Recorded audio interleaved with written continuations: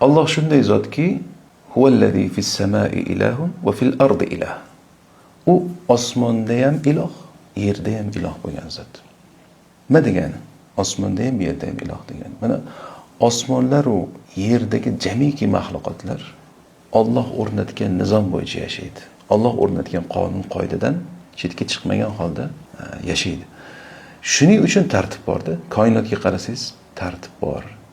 Tabiatga qarasangiz, tabiatdagi ana shu go'zallikni ko'rasiz, tartib ko'rasiz.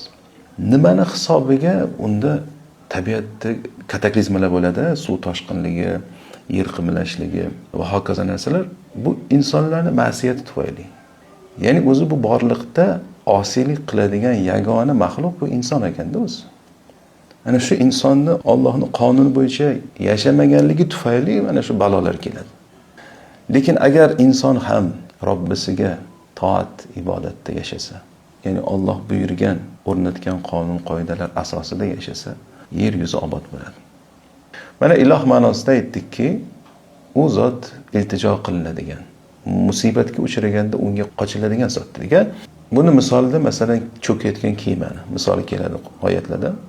Kema agar dengizga chiqqanida to'fonga uchrasa, atrofidan har tarafidan to'lqinlar kelib uritish boshlasa, kema chayqalish boshlasa, undagi o'tirgan kishilar dahshatga tushishni boshlaydi.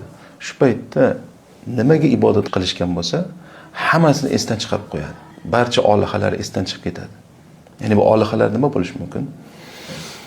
Inson puli, mansabi, tanish bilishlari, ishongan tog'i, bog'lar, hammasi esdan chiqadi shu payt. Nimaga? Ularning birontasi u payt yordam bera olmaydi. Samolyot qulayotgan paytda ham xuddi shu. Insonni ishonganlari hammasi, ya'ni ishonganlar bu olihalari, ya'ni suyanganlari, shulardan bir manfaat keladi, shular meni biz yondan qutqaradi deb ishonganlari o'sha payt xayoliga kelmaydi. Kim keladi o'sha payt? Alloh. O'shaning uchun Ja'far Sodiqdan so'rashganda, Alloh kim u deb so'rashganda, xuddi shu misol keltirgan. Ya'ni dengizga chiqqanmisan degan. Ha? Dengiz to'fonga uchragan bir paytga uchragan, ha, shunaqa bo'lgan. Shu paytda birinchi qalbingga kim kelgan degan. O'ylanib tursa, mana shu Alloh degan. Shu Alloh. Inson eng chuqur musibatga uchragan paytda hech kim yordam bera olmasligini biladi o'zi. O'zi biladi. O'sha payt kim xayoliga kelyapti birinchi? Bu fitrat bu. Qalbida fitratdan inson biladiki, Allohdan boshqa hozir hech kim yordam bera olmaydi. Xo'p, shunaqa payt Allohdan boshqa hech kim yordam bera olmas ekan, qolgan payt ham xuddi shu. Nimaga boshqa payt biz Allohdan boshqalarga suyanib, boshqalardan iltijo qilib so'raymiz, boshqalarga yalinamiz, boshqalardan umid qilamizda, ayni bu samolyotda qulayotgan paytda Allohni eslaymiz. Ya'ni biz mana shu tafakkur qilishimizga kerak bo'lgan oyatlardan biriki, inson har bir soniyada, buyuk ishlarda ham, kichkina ishlarda ham Allohga muhtojligi bor. Va uni har qanaqa muammosini faqatgina Alloh hal qiladi. Bizga ana shu Allohni iloh qilish degan narsani o'rgatadi Qur'on.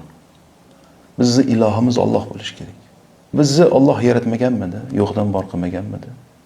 Va bizni behisob rizq ne'matlari bilan rizqlantirmaganmidi? Alloh bizni yaratganligini hamma biladi. Olamlarning Robbisi kim desa, mana mushriklar ham tan olgan buni. Olamlarning Robbisi Alloh deyishgan. Osmon va yerni yaratgan kim? Alloh deyishgan. Kim sizlarga osmon va yerdan rizq beradi? Alloh deyishgan. Kim kun bilan tunni almashtiradi? Alloh deyishgan. Ya'ni shu Allohni Robb ekanligini mushriklar tan olgan. Chunki hech kim tarixda biron bir kishi men yaratganman demaganda. Firavnlar ham aytmaganda, osmonlar yerni men yaratganman demaganda. Yaratishlik Allohnikimi? Ala lahul xalqu val amr.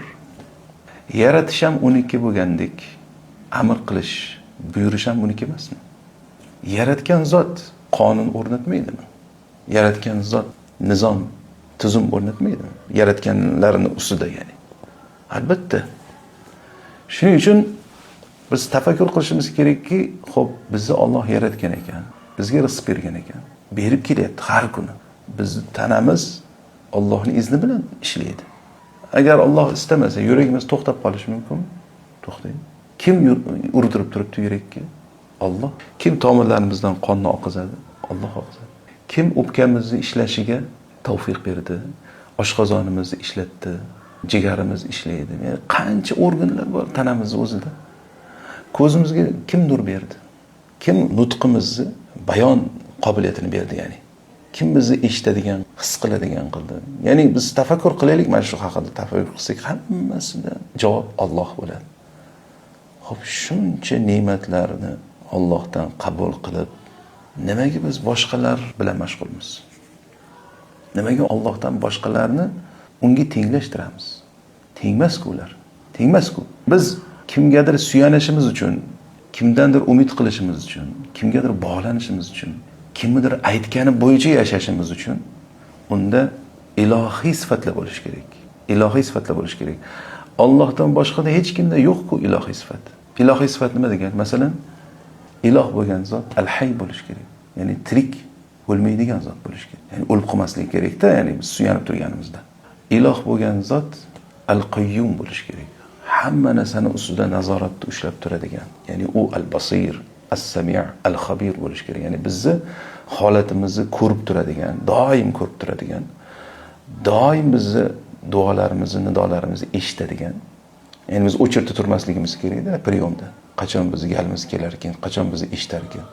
Yo'q, iloh bo'lgan zot unaqa bo'lmaydi. Iloh sizni doim har qanaqa paytda eshitadi. Yarim kechasida turib shunda murojaat qilsangiz sizni eshitadigan bo'lish kerak. Sizni holatingizdan al-xabir, xabardor bo'lish kerak. Gapira olmay qolsangiz ham qalbingizdagi narsani bilish kerak.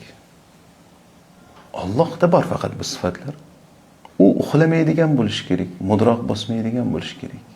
Uxlab qolsa, quvvat ketib qolsa, bu ham ilohlikka yaramaydi. Alloh bizni nafaqat o'tmishimizni, kelajagimizni biladigan zot bo'lish. Ya'ni iloh shunday zot bo'lish kerak. Kelajagimizni ham bilish kerak. Nimaga desa, bizni kelajakda bir xatar kutayotgan bo'lsa, iloh bo'lgan zot uni oldini ola bilish kerak. Va u butun koinotda egasi bo'lish kerak. Butun koinotda boshqaruvchi, butun koinotda mulki uniki bo'lish kerak. Ya'ni bizga istagan narsamizni bera olish uchun unda mana shunaqa qudrat bo'lish kerakki, butun koinotda mulki bo'lish kerak uniki. Muayyan bir joyi mulki emas, uni mulki cheksiz bo'lish kerak. Bu sifatlar faqat va faqat Allohda mujassam. Boshqa hech kimda emas. Shundayligini bilamiz ham. Lekin nimaga boshqalardan umid qilamiz? Nega boshqalarga suyanamiz? Nega boshqalarga muhabbat qo'yib, ularning oldida xorlanamiz? Nimaga? Boshqalarni o'rnatgan nizomi bo'yicha yashaymiz deymiz. Allohni o'rnatgan nizomi chetda qolib ketadi. Nimaga boshqalarni iloh qilamiz? Holbuki ulug'iyatga faqatgina Alloh haqli. Faqat va faqat Alloh haqli. Undan boshqasi umuman haqli emas.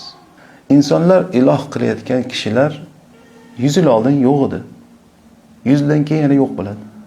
Inson, ya'ni o'ziga o'xshagan zaif odamlarga sig'inadi. O'ziga o'xshagan zaif odamlarga sig'inadi. U zaif bo'lgan odam yaqindagina shahvat suvidan paydo bo'lgan, jirkanch bo'lgan shahvat suvidan. O'lgandan keyin bir chirinta narsaga aylanadi. Qurtlar yeydi uni qabrda. Zaif ya'ni inson. Qanaqa qilib bir maxluqqa sig'inish mumkin? Maxluqqa suyanib, undan umid qilish mumkin. Alloh esa Allohu nurus samawati val ard. Alloh osmonlar va yerning nuri. Allohu xoliqu kulli shay. Barcha narsani yaratgan zot va barcha bizga kelayotgan ne'matlar egasi, sohibi. Faqat undan keladi. Qachonki qanaqadir musibatdan chiqib ketgan bo'lsak, Allohning rahmati bilan chiqqanmiz u musibatdan. Qachonki nimaiki yaxshilik ko'rgan bo'lsak, bilaylikki Alloh tarafidan kelgan u yaxshilik. Agar bir musibatlangan bo'lsak ham, u musibatning ortida Allohning rahmati bo'lgan. Agar biz uni hikmatini bilganimizda ham alhamdulillah degan bo'lardik. Demak, Alloh barcha hamd unga bo'lgan zot. O'shaning uchun alhamdulillah deyishlik, hamdning barchasi Allohniki. Masalan, insonlardan bizga yaxshilik kelsa ham, o'zi asli bu yaxshilik Allohdan keldi. Alloh kimlardir qalbiga soldi. Kimlardir shu narsaga tavfiq berib hidoyat qildi. Bizga yaxshilik qilish uchun. Va Alloh taolo bizni har soniya muhofazasida ushlaydigan zot. Har soniya bizni asrab, avaylab, katta qilib shu holatimizga keltirdi, quvvat berdi. Va insonni Alloh taolo shunaqa go'zal suratda yaratdi. O'zimiz haqimizda tafakkur qilsak, mana Alloh taolo bir oyatda aytadi-ku, "Avalam yatafakkaru fi anfusihim." Odamlar o'zi haqida bir tafakkur qilmaydimi deydi. Haqiqatan bir tafakkur qilaylik. O'ylang, masalan, ko'zning nuri. Qanaqa katta ne'mat bu. Qanchalik buyuk ne'mat bu ko'z nuri.